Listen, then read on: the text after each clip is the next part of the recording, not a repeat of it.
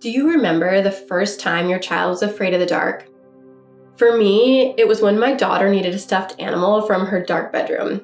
She said, "But the lights are off. I don't want to go by myself." I could hear the anxiety in her voice and see the fear in her eyes as she looked at me to help her.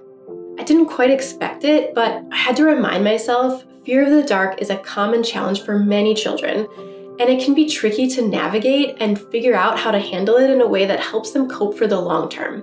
So today, I'll share 6 essential habits that can help a child overcome their fear of the dark, build their confidence, and strengthen your relationship with them. One of them may be a bit surprising, but it's something I've used with my own kids too. So let's dive in. If you've seen some of my other child anxiety videos or you're on my email list, you've probably heard me talk about this first habit a lot because it's an important one.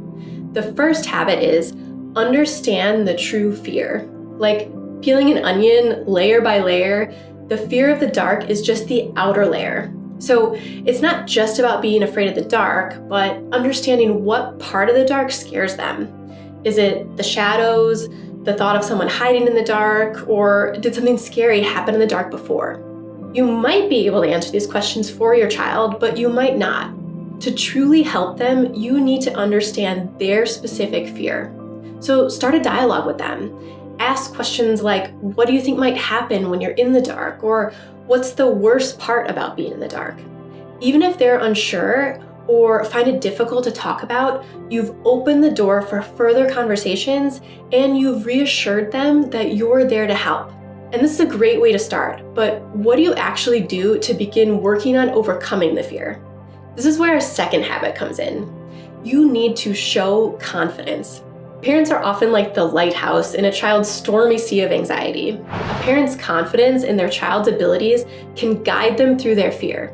Anxiety often stems from someone's belief that they can't handle a situation. They're overestimating the risk and underestimating their coping skills for it. As parents, we need to show confidence in our children's abilities. We can do this in 2 ways. First, we can say out loud that we believe they'll make it through, like, "I know you feel scared right now, and I also know you'll be okay." Second, we can gradually reduce or eliminate reactions and behaviors that accommodate their anxiety. For example, let's say my daughter's soccer gear gets stored in the basement. Since she's afraid of going down there in the dark, I get the stuff out and put it away for her. By doing that, I avoid a meltdown or an argument, but I may also unintentionally send her a message that I don't think she's capable of doing it herself. Instead, I can show my confidence in her by gradually reducing the things I do for her. Maybe I go with her a few times, then maybe wait at the bottom of the stairs, then maybe at the top of the stairs, then maybe she goes completely on her own. I'm showing her that I know she'll be okay by giving her space to try. I also want to make something else clear. It's completely normal if you're feeling unsure about how to help your child with their fear of the dark. You're here now, learning new ways to support them, and that's what truly matters. So, showing confidence is key, but it's not enough on its own. How do we ensure that this confidence translates into action? We also have to notice bravery. It's easy to overlook moments of bravery when we're focused on managing fear and anxiety. And these moments are precious. So, make it a point to acknowledge your child's courage and resilience out loud. Whether it's during a planned activity like a flashlight treasure hunt or an unplanned moment like getting something from their dark room. Remember to highlight these specific instances of bravery. You can say something like, "I saw you were really brave going to get that from your room." This positive reinforcement can go a long way in encouraging more of that brave behavior. Sometimes though, we may not initially have enough chances to notice the bravery because it's still tough for them to do things in the dark in the first place. This brings me to the next habit, which is make sure you give this video a thumbs up if you're finding it helpful so far. I really appreciate your support and it helps spread the videos to other families who can benefit from it too. So thank you for doing that. Now, back to increasing your chances to notice the bravery. The 4th habit is make darkness fun. I know that seems a little counterintuitive, but hear me out. Even though my daughter was scared to go into a dark space, she can now also have fun and laugh and dance during our weekly lights off dance parties. That's the power of this habit. Kids are more likely to overcome their fear of the dark when it's transformed into something more enjoyable. So create games or activities that are exciting and fun that your child can do in the dark or in dimly lit spaces, like a treasure hunt game where your child uses a flashlight to find hidden objects around the room, or a glow-in-the-dark dance party with music and glow sticks. These activities can help your child become more comfortable in the dark and get used to being in the dark in a way that feels less threatening and more fun.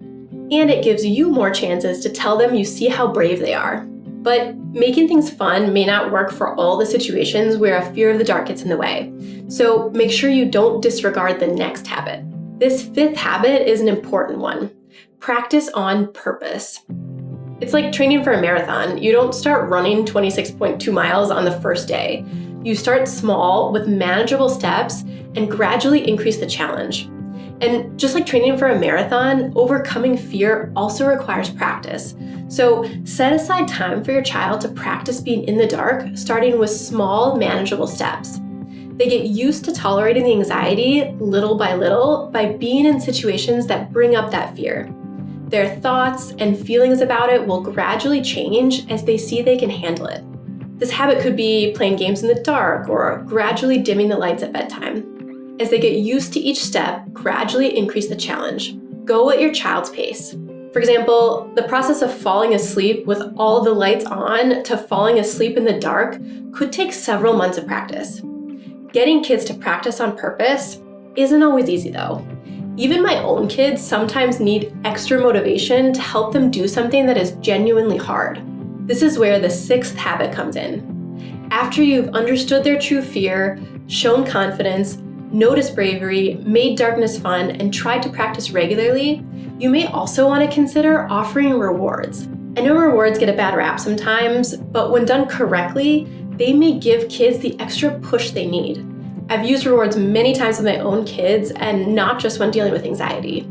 Many children need that extra reason to learn to do something they really don't want to do. You could use a reward chart to track their progress towards a larger reward over time, or offer small rewards each time they practice.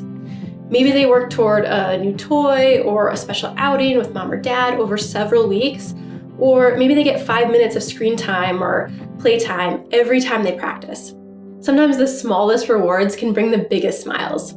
You can check the link in the description for some pointers on how to make a good behavior or reward chart. And remember, what works for one child or family might not work for another.